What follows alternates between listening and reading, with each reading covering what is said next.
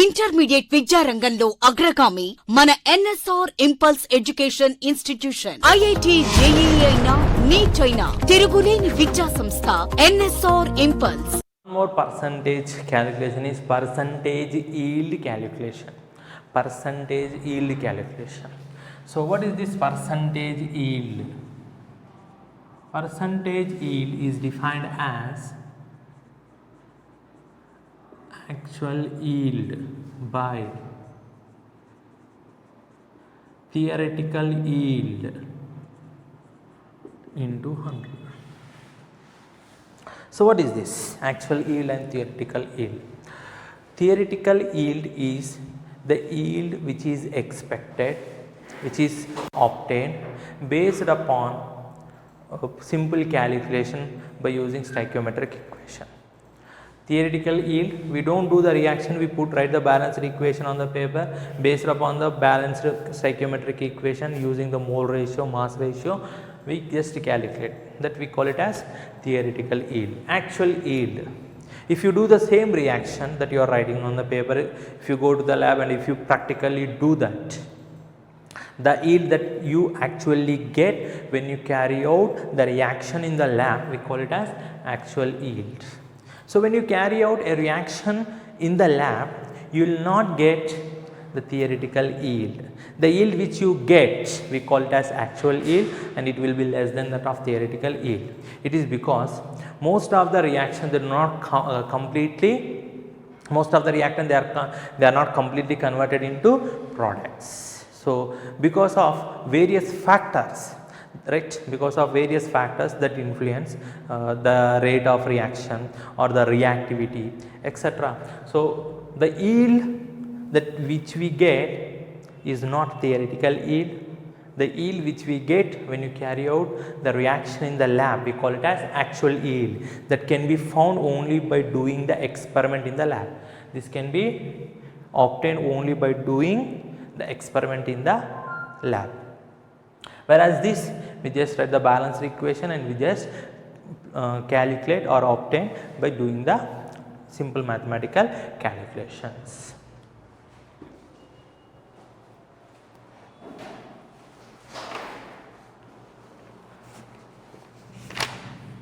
So some problems.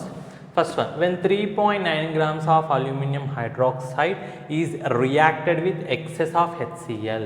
So aluminum hydroxide is reacting with HCl to form AlCl3. That is the reaction. So first let us write the reaction.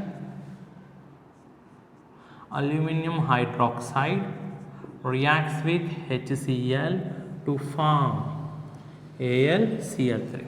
So this is acid, this is base. Acid and base give salt plus water. This is salt and you will get water. Salt plus water. So aluminum 3 chlorines. So I can write 3 chloride. So 3 balanced. 3H plus 3OH minus, you will get 3H2. Now it is balanced. Right. Mass of aluminum hydroxide is given. Excess HCl. Mass, the product, the amount of the product is also given. So this amount which is given directly cannot be theoretical yield, it should be the actual yield. So let us assume that they have carried out this reaction in this mass ratio, 3.9 grams of aluminum hydroxide reacted with HCl, right, and the actual yield they got is 6.5 grams of AlCl3. So we have to find percentage yield. To find percentage yield of AlCl3, we have to know theoretical yield. What is theoretical yield? The yield that is calculated from the balanced stoichiometric equation. So let us find theoretical yield. 1 mole of aluminum hydroxide reacts with 3 moles of HCl to form 1 mole of AlCl3. 1 mole of aluminum hydroxide. Mass is given, so I am converting moles into mass. Aluminum 27 atomic weight. OH 16 plus 1 17. There are 3 OH, so 17 17 17. 1 2 3 4 7 28 4 5 6 7. So you will get 78 gram. 1 mole of aluminum hydroxide is nothing but 78 gram. It is given that this is taken in excess. So don't worry about the HCl because it is present in more than required quantity. 1 mole of AlCl3, aluminum 27, 3 chlorines 35.5, 35.5, 35.5, 3 5s are 15. 3 5s are 15 plus 1 16, 16 plus 7 23, 3 3s are 9, 10, 11, 12, 13. You will get 133.5. So 78 grams of aluminum hydroxide on reaction with HCl gives 133 grams of AlCl3. That is what we got. But how many grams we have? 3.9 grams.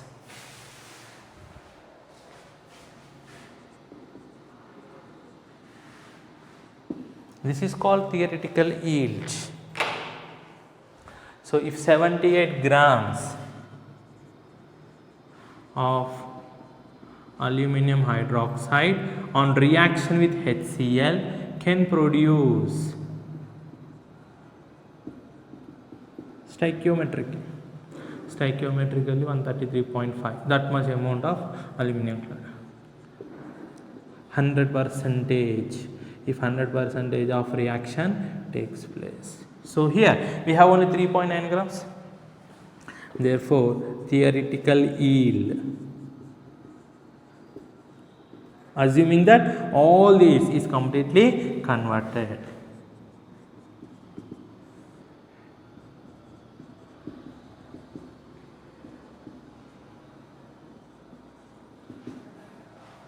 So what we get here is around 6.675.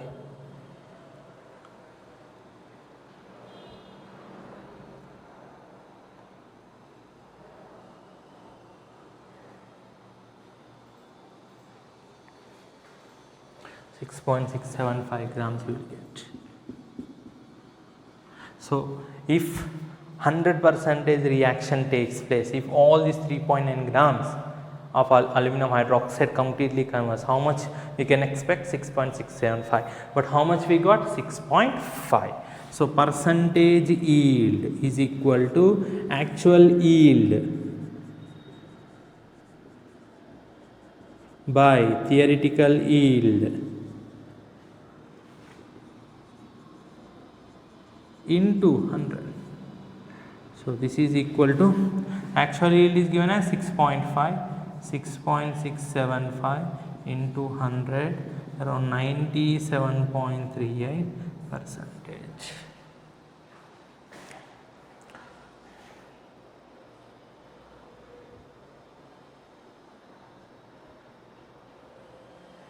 So let us see the second problem. When methyl chloride is treated with sodium in ether, ethane is produced along with some other products. Okay. So methyl chloride, this is called Woods reaction. 2 moles of CH3Cl plus sodium.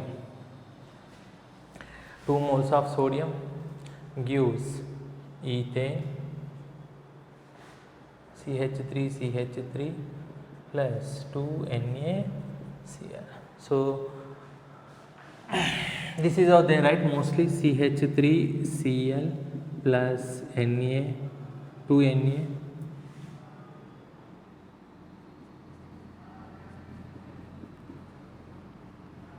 So we remove this to form corresponding higher alkane.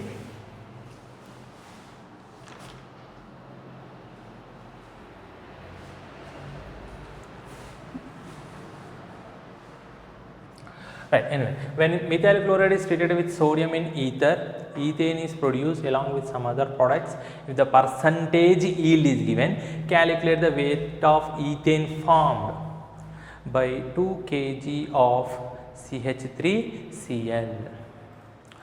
So we have to find, if it is 80%, if the percentage yield is 80, we have to find the actual yield by we can calculate the theoretical yield.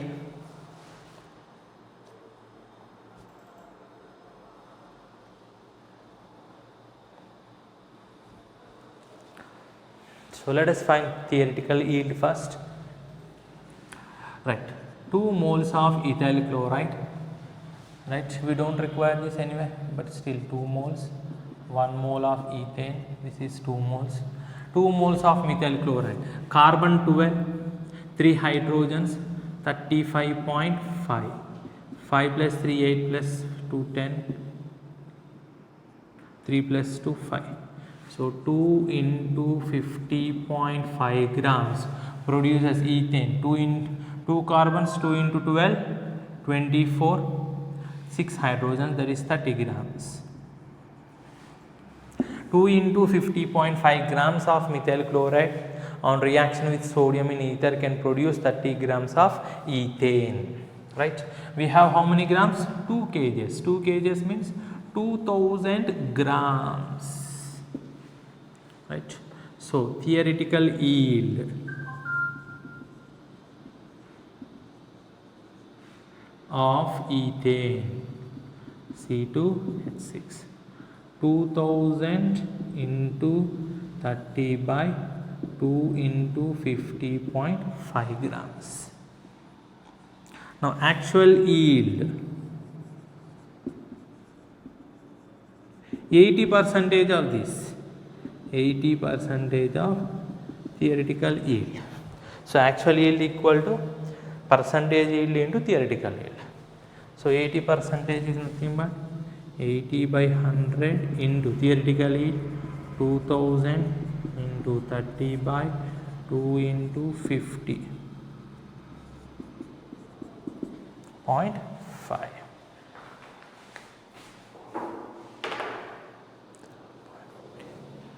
So this is roughly around 0.22.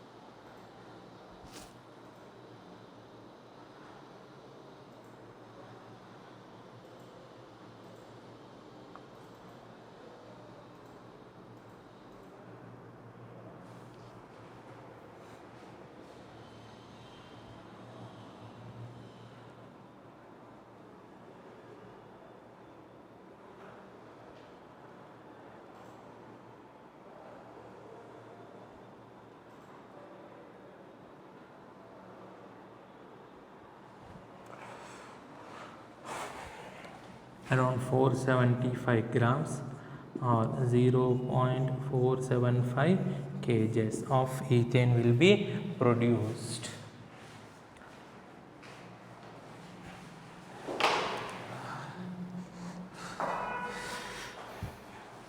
Right, next analysis of mixture, that is finding the percentage composition of components in a mixture. So what is the meaning of this?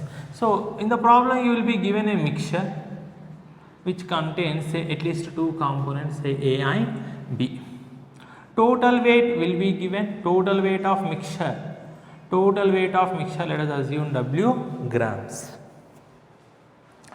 Right, you will be asked to find the percentage composition of A and B in the mixture.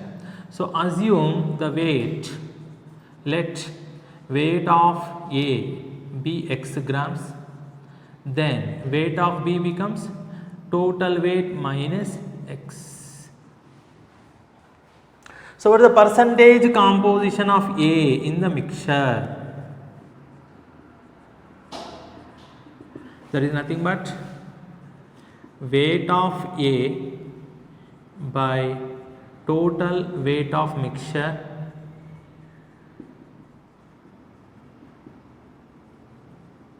into 100. What is weight of A? X. Total weight W into 100. Percentage composition of B.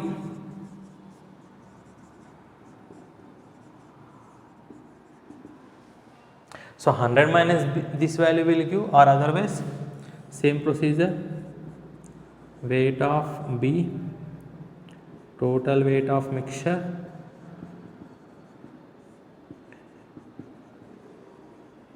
into 100, that is nothing but W minus X grams by W into 100. Now the question is, how would you find X? W will be given, but how do you find X?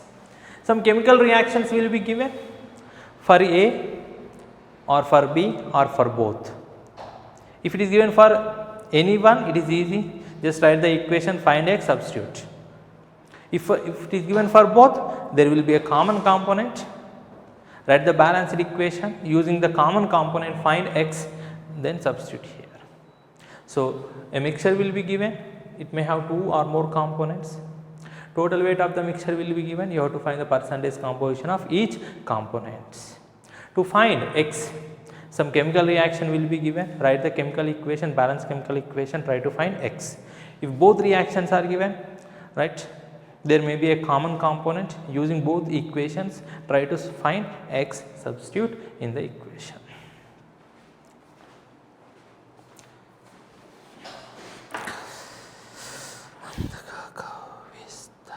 When 4 grams of a mixture of sodium bicarbonate and NaCl is heated strongly, 0.66 grams of CO2 gas is evolved. Determine the percentage composition of the mixture. So we have a mixture which contains sodium bicarbonate plus NaCl. The total weight of mixture is 4 grams. As I said, assume one as X. So let assume this as X grams. Now NaCl weight becomes 4 minus X grams. Let us assume the amount of sodium bicarbonate present as X grams. Total weight is 4, therefore weight of NaCl will be 4 minus X. Let us find X. CO2 gas is liberated when you heat the mixture. From where you will get carbon dioxide? The compound which contains carbon. First thing, they don't react. They do not react with each other. Next, to get CO2, the compound must contain carbon. Obviously, have carbon here, there is no carbon here. That means NaCl do not contribute for the liberation of CO2. The CO2 is liberated because of sodium bicarbonate. So that is the clarity you have to get. NaCl ఇంట్లో ఉన్న సాల్ని heat చేస్తే carbon dioxide రాదు. These two they will not react. Therefore, the carbon dioxide is obtained only from sodium bicarbonate. So write the equation, sodium bicarbonate upon heating, what I will get is sodium carbonate plus water plus CO2. This you will study in first year group. So upon balancing you will get 2 moles. Okay, so 2 moles, this is 1 mole, 1 mole, 1 mole. So 2 moles of sodium bicarbonate. Sodium, we require mass. Why? Because the mass of CO2 is given. So let us express in mass. Sodium 23, hydrogen 1, carbon 12, 3 into 16 48, 8 plus 2 10 plus 3 13 14, 4 plus 2 6 7 8 84. So 2 into 84 grams of sodium bicarbonate on heating gives 1 mole of CO2, that is 44 grams of CO2. But how many grams of CO2 are obtained? 0.66. To get 0.66, how much weight should be taken? This weight is nothing but your X. Therefore,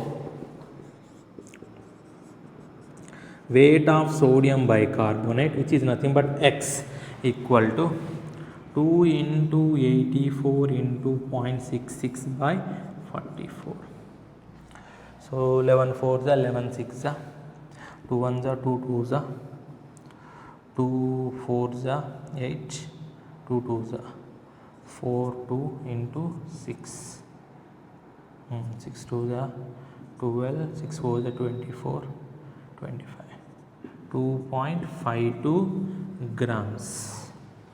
So percentage composition of Sodium bicarbonate is weight, that is 2.52 by 4 into 100, right. So this is approximately 63 percentage composition of NaCl. Obviously 100 minus 63, that is 37 percentage.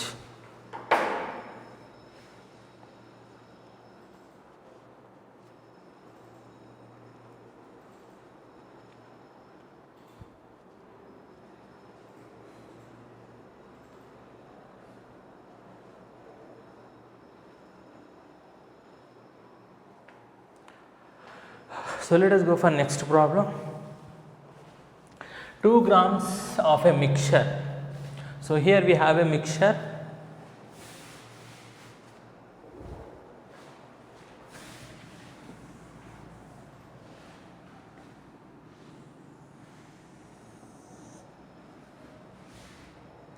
We have a mixture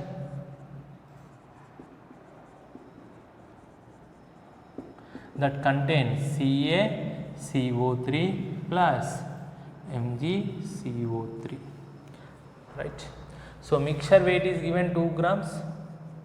So if I assume this as x grams, then its weight will be 2 minus x grams, right. This mixture is treated with H2SO4. So H2SO4 is acid, this is base, this is base. Some part of H2SO4 reacts with CaCO3, some part of H2SO4 reacts with MgCO3, right. So when this mixture is treated with H2SO4, how many grams of H2SO4 is consumed? 2 grams. So to react with x grams, some part of 2 grams is utilized. To react with 2 minus x grams, the remaining part of 2 grams is utilized. So both will react, that is the problem. So we have to write the balanced equation for both CaCO3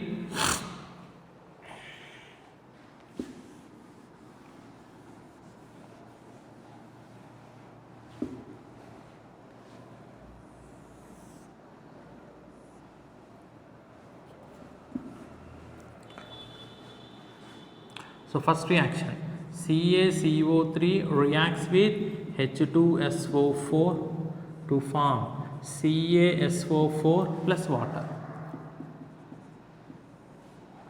Similarly, MgCO3 reacts with H2SO4 to form MgSO4 plus H2O. So we require the relation between these two, because CaCO3 versus H2SO4, MgCO3 versus H2SO4. So 1 mole of CaCO3 is nothing but 100 grams, because 2 grams we require mass. This is 98 grams. But actually how many grams we have? X grams. For 100 grams of CaCO3 you require 98 grams, but we have only x gram. So x grams require how much? How much? Cross multiply. So what I will get here is 98x by 100 grams. Here also same story, 1 mole. We require the mass relation. 1 mole of MgCO3, magnesium 24, carbon 12, oxygen 3 into 16, 48, 8, 10, 14, 4 plus 2, 6, 7 plus 2, 8. So you will get 84 grams requires 98 grams. 84 grams of MgCO3 requires 98 grams. But how many grams we have? 2 minus x. How much? Cross multiply. What we get here is 98 into 2 minus x by 84 grams. So how much H2SO4 is consumed to react with CaCO3? This much. How much H2SO4 is consumed to react with MgCO3? This much. The sum of these two must be equal to 2 grams. Therefore, total weight of H2SO4 is equal to 2 grams. How much? To react with CaCO3 it is 98x by 100, and here it is 98 2 minus x by 84 equal to 2. So when you solve for x,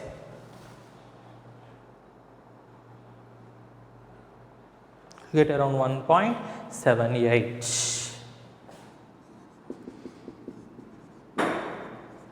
So now percentage composition.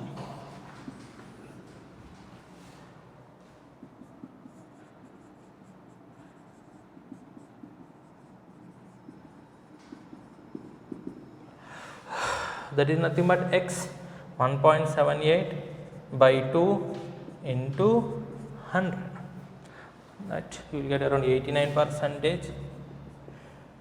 Percentage composition.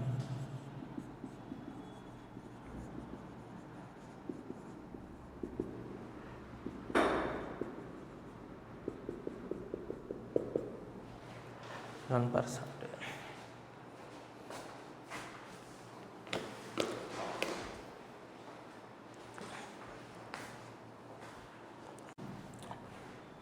Idiometry. The next topic is idiometry. Idiometry deals with measuring of gases. So it deals with measuring of gases. How? What do you mean by measuring of gases? Analysis of gases by measuring the volumes. Analysis of gases by measuring their volumes. Correct. So what actually happens here? Actually here it contains a U tube, a glass calibrated U tube, glass tube made up of glass with a electrode at the center. It has some electrode like this to pass the current, and it is calibrated. It has readings.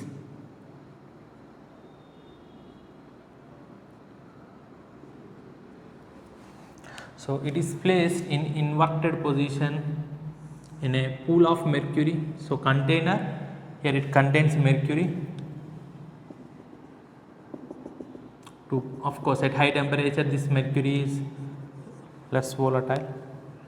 So we take some inverted tube like this.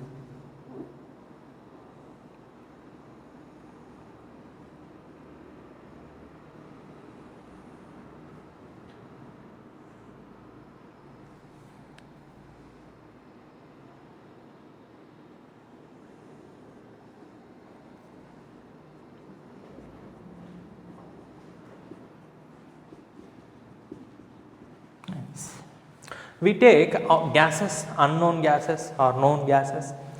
With here you have a mixture of gases which is to be analyzed, or whose molecular weight we have to find. Plus we take excess of oxygen. Excess of oxygen. So idiometry, it contains a calibrated glass tube with some markings. You have a electrode. The purpose of electrode is when you pass current, it produces high temperature.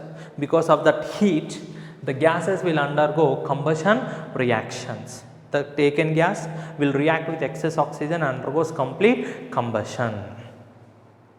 So during this reaction, the temperatures will change. That means initial conditions, reaction conditions will be different. But remember, all the measurements are made under similar conditions. How? Initially we are maintaining some conditions, temperature and pressure. When you do the reaction, the temperature changes, pressure changes. But while measuring the volumes, they are cooled to the original conditions. Therefore the measurements of volumes of all gases are made under similar conditions, so that you can apply Gay-Lussac's law, Avogadro's law, Amagat's law. You can use gas laws. So the measurement of volumes are made under similar conditions, so that you can apply the gas laws. Right. So what is actually happening? The gas reacts with excess of oxygen present in the calibrated glass tube, and it undergoes complete combustion. Right. You may get solids and liquids. The volumes of solids and liquids are negligible in comparison to volume of gases. These are the assumptions we make. Less amount we take. So, the amount of solids or liquid that are formed. H2O will be a liquid until unless it is mentioned, because you are cooling back to the normal conditions before measuring the volumes. Therefore, H2O gas, if at all it is formed, it will be cooled, therefore it will be converted into H2O liquid. The volumes of solids and liquids are negligible in comparison to the volumes of gases. Right. Air is considered as a mixture of oxygen and nitrogen in 1:4 volume ratio. What is the meaning of that? If I take 5 liters of air, it contains 1 liter of oxygen, 4 liter of nitrogen. That is the meaning. Air is considered as mixture of oxygen and nitrogen in 1:4 volume ratio. Under these conditions, nitrogen is considered to be non-reactive. Nitrogen do not undergo any chemical reaction. Nitrogen is considered to be unreactive under this condition. It remains as N2 only. Next, the individual gases, right? The individual gases that are formed, different gases will be formed, SO2, NO2, Cl2, etc. Right? If different gases, the individual gases that are formed can be analyzed during the reaction by removing them. How to remove them? By passing through a suitable, the gaseous mixture is passed through a suitable reagent where the reagent absorbs one particular specific gas.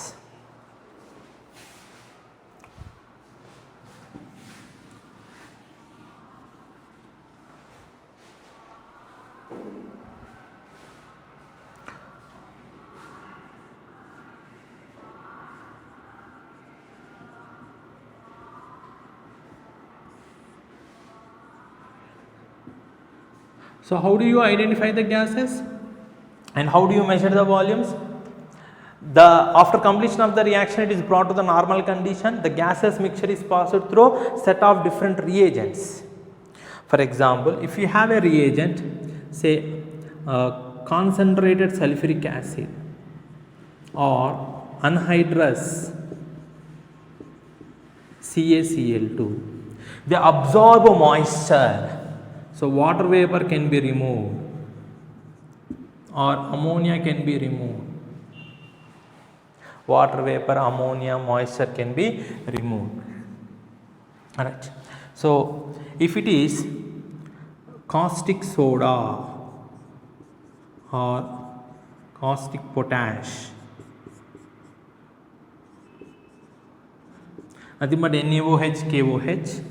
So, they are basic. We can remove acidic oxide like SO2, SO3, CO3, Cl2, etc.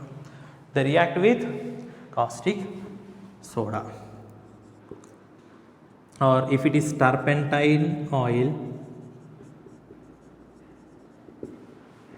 it can be alkaline pyrogalol solution, cuprous salt solution, or it can be metals like palladium, right? So, turpentine oil, usually ozone gas is removed. Here it is oxygen and here it is carbon monoxide, here it is hydrogen gas.